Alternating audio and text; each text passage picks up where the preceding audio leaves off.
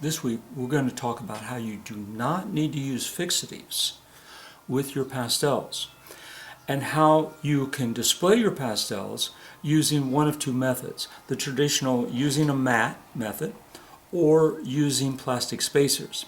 Now, if you're not going to use fixatives, mats become trickier because sometimes the dust off the pastels will sometimes go onto the mat and cause all sorts of headaches.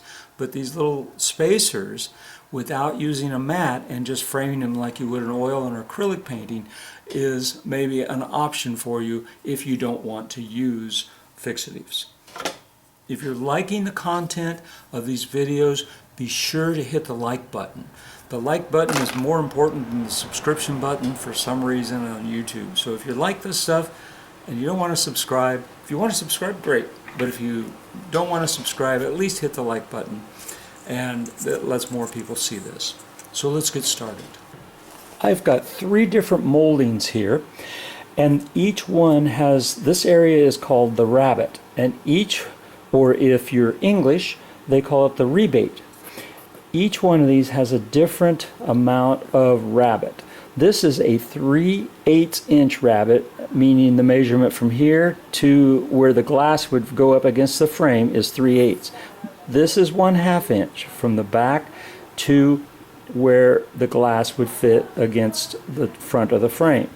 This is 5/8 of an inch. There are some 3/4 and some 1 inch rabbets, but they're rare. Typically, a lot of your frames will have 3/8 to 1/2. The bigger the rabbet, the easier it is to use spacers. And there's different kinds of spacers. I showed you earlier the black. These are clear. And these spacers are hollow. Now you can see that by the time you put in a spacer against a piece of glass there's very little space for the pastel and its backing. So that's with the 5/8. When you put a spacer that is 1/4 inch in the 3/8, you have run out of space, and you have to put some sort of bracket on here to hold a pastel to the back of this. This is why I say the bigger the rabbet, the easier it is to frame. You can still frame something there with a 1/8 inch. By the time you get the glass in there and the 1/8 inch, if you have a panel, you have enough space between here and the back to put a pastel. But even then, you may have to use an L bracket to hold the pastel in place so it doesn't slide around. So let's look at these close up and show you the spacing. Okay, this is just a mat. It's got a small bevel. Mat board comes in at least 3 different thicknesses. This is called single, there's a double, and then there's an 8-ply. 8-ply is considered a museum mount, and a lot of, if you're cutting your own mats, some of the mat cutters that artists have will not cut an 8-ply. It's too thick, or you need to purchase a special cutter. So let's just assume for this demonstration that you have access to your to a mat, and whether it's a single or a double thickness mat. Okay, for this demonstration I'm just using a pastel sample that I did for a color study. You typically would mount your pastel, and we're not going to go into framing techniques, but typically this is the amount of space you have from just the edge of the mat is touching the pastel. And this is the typical way that pastels that have had fixative on them are matted. But you can put a spacer between the pastel and the mat so that there's an airspace. So if this pastel becomes jiggled, or if you're not using fixatives and some of the dust comes off during transit, it falls down behind the mat if you create that airspace. So these spacers attached to the mat will do that for you. You can put the spacers in and they will hold that pastel away from the front of the mat. You can also, this is a piece of foam board, you can also do the same thing with foam board, but these commercial spacers have a peel off adhesive on them where you're going to have to use an archival glue, and believe it or not, Elmer's and Titebond are archival. So you can attach that to your mat and then you can create an airspace. You typically will leave the bottom open. You won't put a spacer down here. If it's a big piece and you're worried because a big piece, or if it's paper that's not mounted, you may need a spacer there because the paper will buckle otherwise. So in that case, you want to drop the spacer down as far down behind here as possible. You don't want it right up in here, or it defeats the purpose of catching the pastel dust on something that doesn't have fixative.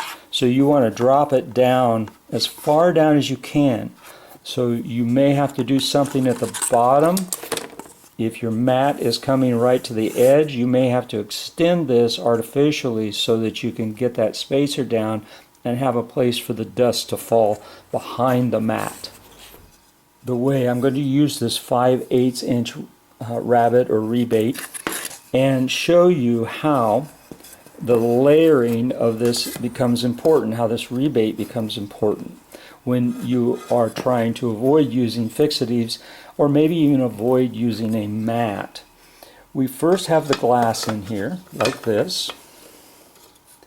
Then behind the glass, without a mat, we would use one of these spacers, and I'll use the thick one. We have the spacer in here. And then the pastel. So you can see with a 5/8 inch rabbet, we use the entire space with just a piece of glass, the spacer, and then the pastel. So it does take a big rabbet to use a big spacer. Using a smaller spacer, the 1/8 inch, now I still have the larger one over here because this is the area I want you to see. So with a piece of glass, a standard piece of glass, with a 1/8 inch spacer and a pastel board or something mounted on a foam board, then now with your rabbet, we put the glass. So now we put the glass in the frame without a mat, and you can see here we put the glass in a frame without a mat, just using spacers. And you can see we have, with a 5/8 inch rabbet, we have some space left here. So we could have a thicker board, we could have a backer board, we could use points, power points, and put in there. So the times that you want to use a 1/4 inch spacer versus an 1/8 inch spacer are when you have a larger pastel. You will get, with humidity changes, you will get across the pastel going across here will bow in or bow out. So the more space that you have, you potentially could use an 1/8 inch spacer, and in a large pastel, the humidity would make it bow and touch the glass in the middle. So that's why the larger spacers are available. Now let's drop down to the 1/2 inch and you'll see the same thing. Here I have my 1/8 inch spacer, and just to repeat, that's just it's stuck on there so that it doesn't touch the glass, but this is the area we want you to focus on right in here when I stick it in. This is a 1/2 inch rabbet or rebate. The 1/2 inch rabbet or rebate, you can see we have a little bit of space behind here. Get that out of the way. We have a little bit of space behind here that still we could put another backer on if we wanted a thin piece or paper or whatever. So a 1/2 inch with an 1/8 inch spacer with a board. This is 3/16 foam board. So if your foam board's a little thinner, you could get away with maybe using a thicker spacer than the 1/8 inch that I have here. Now we'll go to the 3/8 inch rabbit. And the 3/8 inch rabbit with the 1/4 is almost flush with a 5/16 foam board or backer, 1/8 inch spacer, and single pane museum glass. So you can see that this will work with a 3/8 inch rabbit frame. Here's the 1/2 inch, here's the 1/8 inch spacer with the 3/8 inch rabbit. The 3/8 inch rabbit, you can see I have my 3/16 inch with a single pane glass, 3/8 inch rabbit, single pane glass, 1/4 inch spacer, and 3/16. I have a ridge here, so the only way that that's going to stay in, you're not going to be able to use PowerPoints. You're going to have to use something that screws into here, is L-shaped and comes back over. A lot of framers of canvases are familiar with those frame clips that go over the back. So that's what spacers will do for you, and they allow you then, you can see here, you can see this is open underneath here. So that will allow you on a small piece to span a small distance, but on a larger piece you're going to need a spacer also on your bottom. But typically that goes inside the rabbit.